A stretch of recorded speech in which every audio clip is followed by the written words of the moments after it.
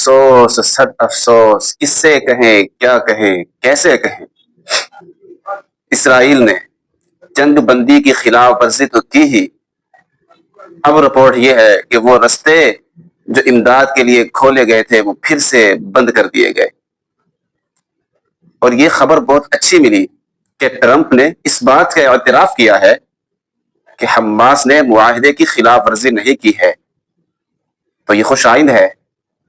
ہم مطالبہ کرتے ہیں کہ ٹرمپ اور دیگر ممالک جو اس معاہدہ میں شریک تھے، پھر کیا وجہ ہے، کس کی طرف سے، کیسے، کیوں، کس لیے خلاف ورزی ہوئی؟ یہ سوال تو حق ہے ہمارا، اس کی صفائی دینا ہوگی، اس کی وضاحتیں پیش کرنا ہوگی۔ یہ آخر ایسا کیوں اب تک چل رہا ہے؟ امن کو کیوں تب بھی ختم کر دیا گیا؟ کیوں رستے بند کر دیے گئے؟ وجہ تو آخر ساری امت پوچھے گی نا۔